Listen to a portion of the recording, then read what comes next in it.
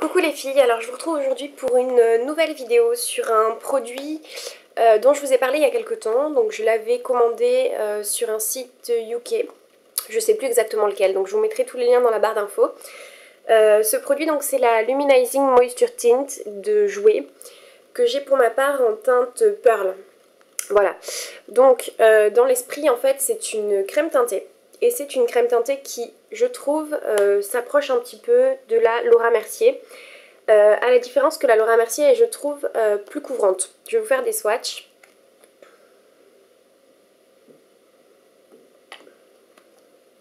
Alors au niveau des teintes, c'est quand même assez similaire puisque c'est mes teintes d'hiver, si on peut dire. Plus automne pour la jouer, mais enfin je pense que ça ira, elle est plus légère. Donc voilà. Donc là vous avez les deux couleurs. Donc ici vous avez la Jouer Cosmétique en teinte Pearl. Et ici vous avez la crème teintée de Laura Mercier en teinte Nude. Donc je vais essayer de vous montrer au niveau de la couvrance sans mélanger les deux, ça va être un peu galère.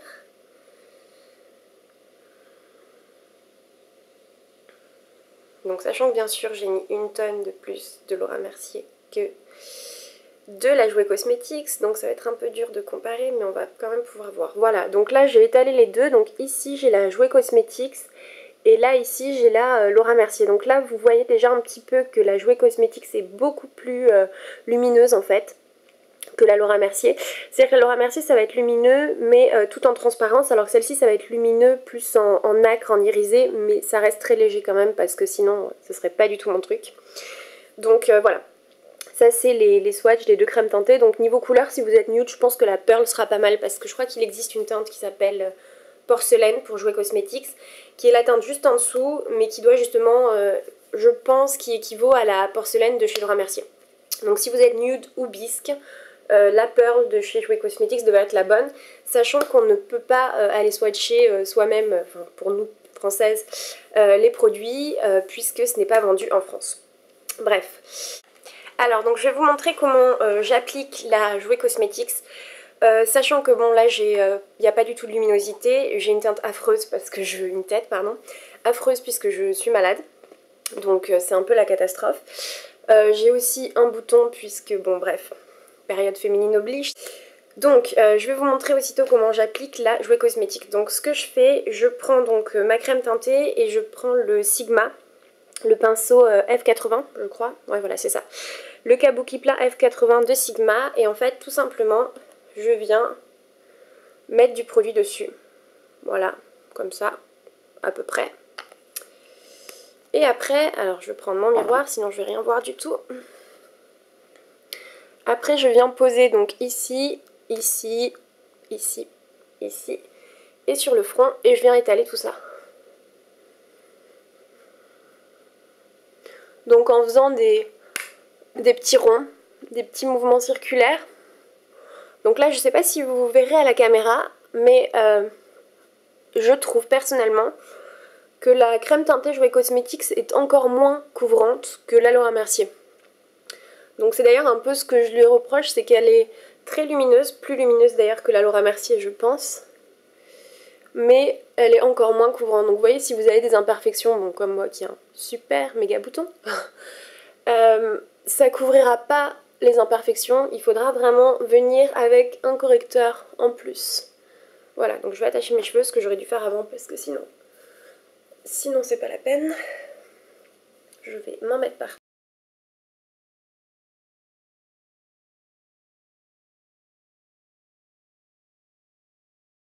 Voilà, donc au niveau du rendu, je sais pas si vous pouvez bien voir, mais là je l'ai appliqué, donc c'est vraiment une couvrance extrêmement légère. C'est pour ça qu'en général, je viens la poudrer en plus. Donc où j'utilise le pinceau, n'importe quoi, le fond de teint poudre de chez Laura Mercier, donc là c'est une couleur numéro 2. Bon, je l'ai bientôt fini, il est tout cracra, mais bon voilà, c'est un fond de teint poudre compact qui est très bien pour en même temps fixer le maquillage matifié. Je trouve que c'est assez matifiant, c'est pas une poudre qui est faite pour ça, mais c'est pas mal. Et sinon, ce que je préfère utiliser, pour pas perdre justement le côté lumineux de la crème teintée, c'est la Mineral Skin Finish Natural en teinte médium. Voilà, de chez MAC, que j'applique donc avec le Kabuki Laura Mercier. Voilà. Hop. Donc tout simplement, je viens prélever de la matière de ma poudre avec mon kabuki et je l'applique principalement sur la zone T.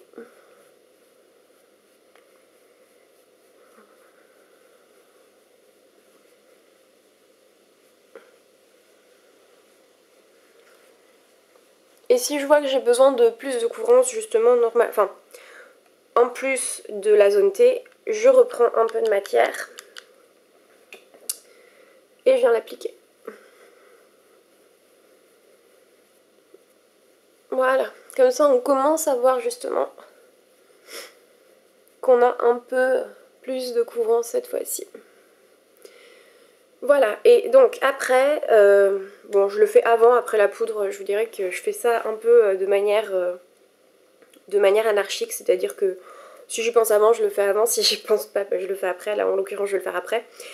J'utilise donc le Secret Camouflage de Laura Mercier, bon là il est bien creusé. Pour ma part c'est la teinte SC2, bah, comme le fond de teint que j'utilise. Et donc je mélange tout simplement au doigt, moi je prélève au doigt. Donc je prélève dans les deux couleurs, voilà. Et je viens appliquer sur les zones qui en ont besoin. Donc là, voilà, ici, là,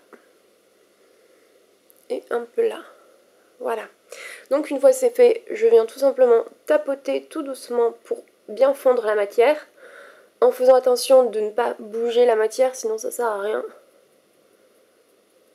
Voilà. Bon, bien sûr, là en l'occurrence pour mon gros bouton par exemple, ça va cacher la couleur rouge du bouton, ça va pas cacher le bouton. On voit toujours que j'ai un bouton. Hein.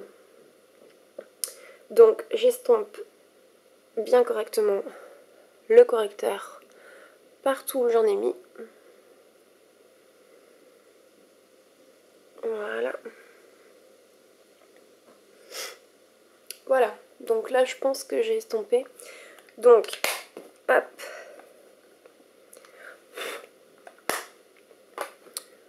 Voilà.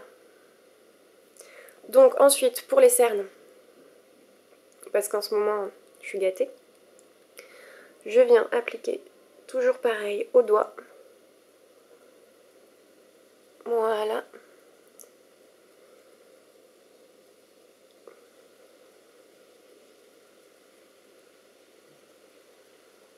Donc pas besoin d'en mettre une tonne, hein, c'est pas la peine, parce que sinon ça va faire un effet kiki qui est pas des plus jolis.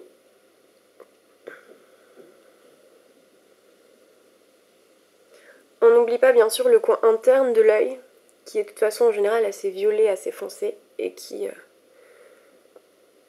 participe aussi au fait d'avoir le regard un peu éteint quand on est cerné. Voilà.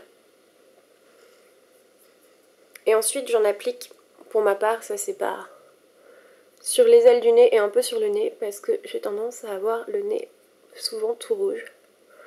Donc là ça fait peur, mais après on estompe, hein, bien sûr.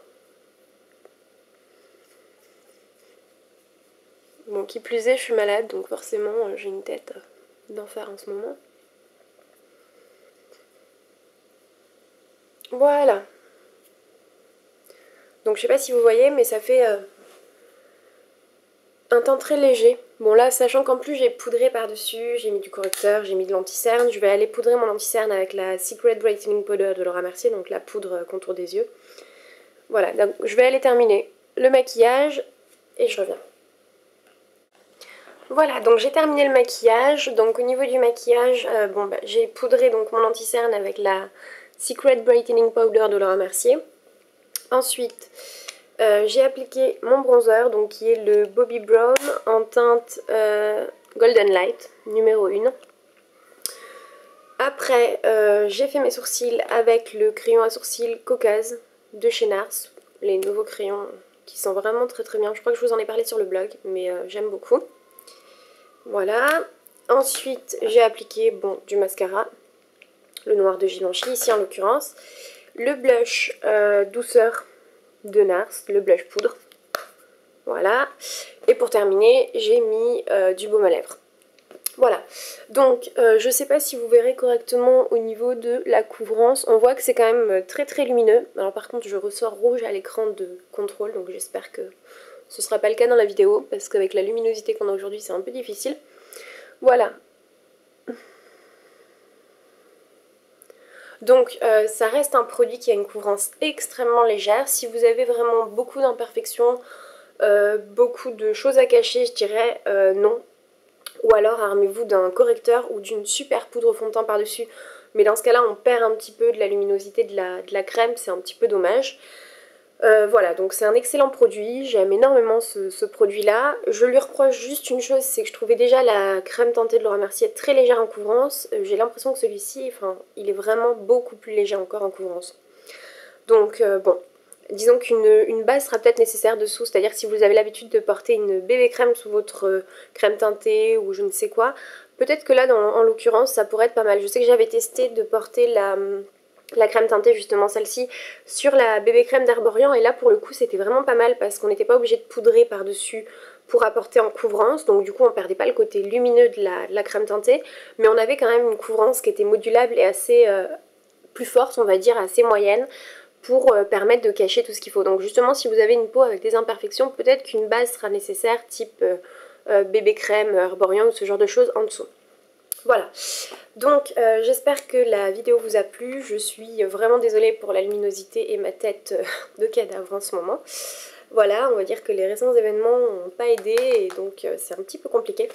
Bref, j'espère que la vidéo vous a plu et je vous dis à la prochaine dans une prochaine vidéo.